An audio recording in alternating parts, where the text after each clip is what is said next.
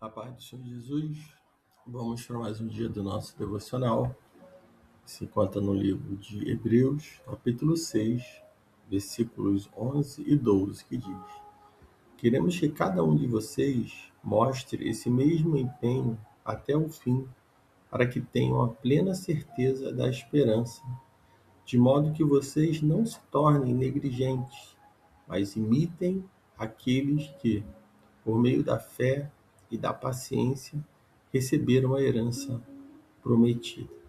Nós estamos diante, mais uma vez, da palavra do Senhor, onde nós vamos dar aqui continuidade falando sobre o que o escritor de aos Hebreus ele estava falando no capítulo 5. Ele estava advertindo os irmãos contra a apostasia. E aqui ele começa esse versículo, o versículo 1 desse capítulo 6, dizendo: Portanto, deixemos os ensinos elementares a respeito de Cristo e avancemos para a maturidade, sem lançar novamente o fundamento do arrependimento de atos que conduzem à morte, da fé em Deus, do ensino a respeito de cerimônias de purificação com água, da imposição de mãos, da ressurreição dos mortos e do juízo eterno. Isso faremos se Deus permitir. Paulo, ou melhor, o escritor aos Hebreus, ele está falando aqui, a respeito de certos princípios elementares, e bem sabemos que são essenciais para todos os crentes. Todos devem entendê-los. Essas doutrinas básicas, ela inclui a importância da fé, e a tolice de tentar salvar-se por meio de boas obras, o significado do batismo e dos dons espirituais, e os fatos da ressurreição e da vida eterna. Para continuar a amadurecer, em nossa compreensão, precisamos ir além, mas não para longe, ir além dos ensinos elementares, tendo uma compreensão mais completa da fé. Isso é o que o autor ele pretende que seus leitores, o façam. Os cristãos maduros eles devem ensinar, as doutrinas básicas aos novos crentes. Então, agindo de acordo com o que conhecem, os que são maduros aprenderão ainda mais da palavra de Deus. Então, esses cristãos eles precisavam ir além, dos princípios básicos da sua fé, entendendo que Cristo é o sumo sacerdote perfeito e o cumprimento de todas as profecias do Antigo Testamento. Em vez de discutir sobre os respectivos méritos, do judaísmo e do cristianismo, eles precisavam depender de Cristo e viver eficazmente para Ele.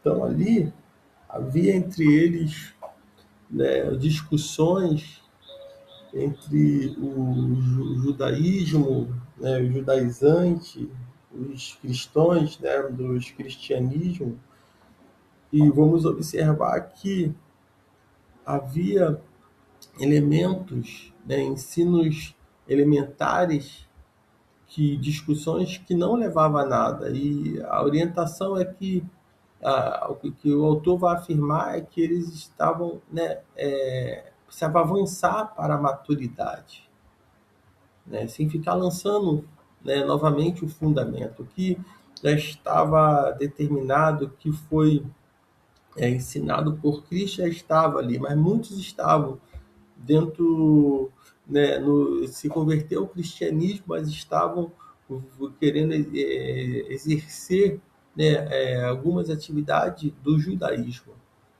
Aquilo que eles aprenderam lá, no passado, eles estavam querendo, misturando com o cristianismo, criando, muitas das vezes, ali, situações que mostravam a imaturidade, mostrava que eles realmente não tinham tido um encontro com o Senhor. No versículo 4, Ele diz: ora, com respeito àqueles que uma vez foram iluminados, provaram do dom celestial, tornaram-se participantes do Espírito Santo, né? Ele está falando aqui daqueles que entregaram a sua vida, né, a Cristo Jesus, aqueles que começaram a caminhar, que largaram as velhas práticas e passaram a seguir a Cristo Jesus, a andar nos caminhos do Senhor. Então, eles foram iluminados, né? Ele diz no versículo 4, né, pois é impossível que aqueles que uma vez foram iluminados, então se realmente foram iluminados, foram alcançados pelo Evangelho de Cristo Jesus, né? Ele diz ainda que experimentaram dons celestial e se tornaram participantes do Espírito Santo, experimentaram as boas palavras de Deus e os poderes do mundo vindouro.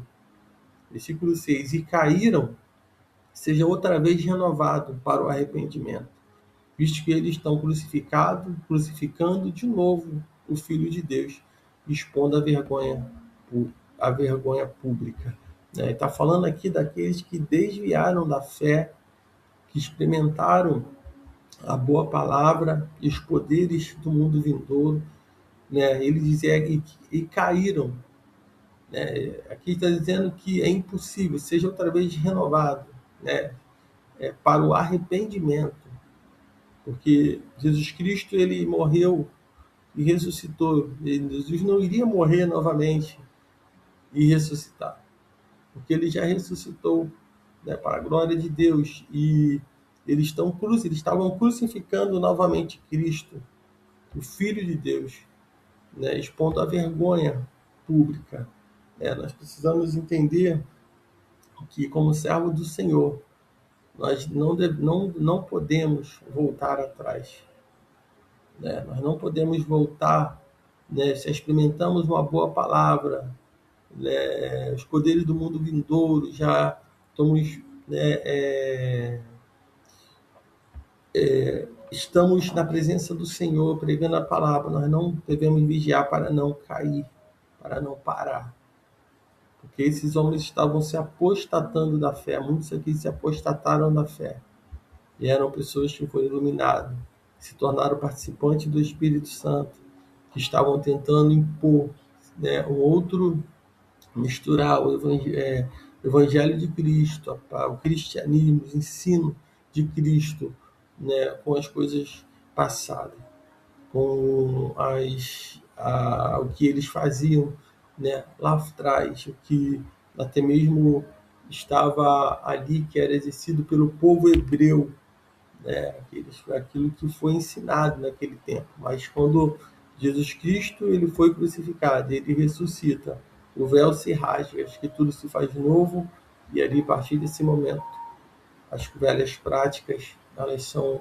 abandonadas, apesar de que todas ali, né, as cerimônias, tudo que se fazia apontava para Cristo Jesus, toda a cerimônia de sacrifício, todas as cerimônias ali no Antigo Testamento, né, estava apontando para Jesus Cristo, né? Mas só que agora Cristo já tinha ressuscitado, Cristo estava, né, ali, foi assunto aos céus, preparar o lugar. Então, a partir desse momento, né, nós precisamos viver uma nova vida, querendo que nós temos acesso direto ao Pai, direto acesso, direto a Deus, através de Cristo Jesus, né, o sumo sacerdote.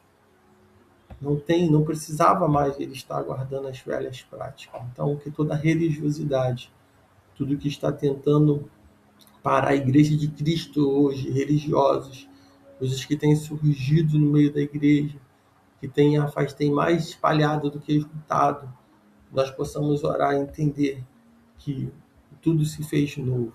Ele diz no versículo 7, pois a terra que absorve a chuva, que cai muitas vezes sobre ela, e produz planta útil para aqueles por quem é cultivada, recebe a bênção da parte de Deus. Mas se produz espinho e erva daninha, é rejeitada, está perto da maldição, o seu destino é ser queimado. Então, ele está falando da boa terra, de cada um de nós que recebemos a preciosa semente do Senhor, a palavra do Senhor, como terra como os corações que estão sedentos, né, de Deus. Nós recebemos ali a chuva, né, e essa chuva ela vai fazer com que nós venhamos florescer e frutificar para o reino do Senhor Jesus, né, onde estamos cultivando, né, recebendo as bênçãos da parte de Deus. Mas se dentro dessa mesma chuva que a terra absorve e que ela pode ali nascer, seja ser uma bênção, nascer ali, né, é uma planta útil, como também pode produzir espinhos. Mas ele diz que aquela que produz espinhos, ela será, o destino dela é ser queimada. Queimada para que venha a terra estar purificada, para que venha estar preparada para receber uma outra, uma outra semente, receber realmente, como ele fala, a bênção da parte de Deus. Então, que os nossos corações sejam uma terra que não venha produzir espinho. Então, toda a raiz de amargura, todo espinho tem que ser lançado fora, tem que ser jogado fora. E o que nós temos que produzir é uma planta útil para que realmente, né, quem a cultiva ali, como vamos cultivar, e venha ser uma bênção nas mãos do Senhor. Ele diz no versículo 9: mas acerca de vós, ó amados, ainda que falemos assim, estamos certos das coisas melhores e relativas à salvação. Porque Deus não é injusto para se esquecer do vosso trabalho e do amor que mostraste para com seu nome, pois serviste os santos e ainda os servis. Então Deus, ele não é um Deus injusto, ele conhece as nossas obras, ele conhece o teu trabalho, ele conhece a tua vida, ele sabe como você está se dedicando a ele. Ele também sabe o quanto você não está, quanto você está o rejeitando, o ignorando. Mas nesse dia você tem a oportunidade, né, de se colocar diante do Senhor, né, e se dedicar e fazer uma aliança com o Senhor, né, e avançar até a vinda do Senhor Jesus Cristo. Então, o que você está fazendo hoje, servindo os santos, né, e ainda continua servindo no meio da dificuldade, no meio da perseguição, né, seja no ministério que você está, seja na igreja que você está, seja no que você está exercendo. Não pare as suas atividades, seja como uma terra que vai produzir uma planta útil, né? Seja como uma terra que vai produzir uma planta, né, vai ser cultivada e vai ser uma bênção nas mãos do Senhor, e não como uma terra que vai produzir espinho e erva daninha. Essa será cortada. No versículo número 11 ele diz: e desejamos que cada um de vós mostre o mesmo esforço dedicado até o fim, para a completa certeza da esperança, para que não vos torneis indiferentes, mas sejais imitadores dos que herdam as promessas por meio da fé e da paciência. Então, ele está dizendo, seja imitadores daqueles, né, que herdam as promessas por meio da fé e paciência. Então, seja imitador de Cristo, seja imitador daqueles que estão na presença do Senhor, que estão fazendo para o Senhor. Procure imitar, não busque realmente, né, imitar, né, o mundo, mas imita aquilo que está na palavra, leia a palavra, tenha contato com ela e viva essa palavra. Então, que nesse dia o Espírito Santo de Deus ele fale mais ao teu coração. Fique com essa palavra.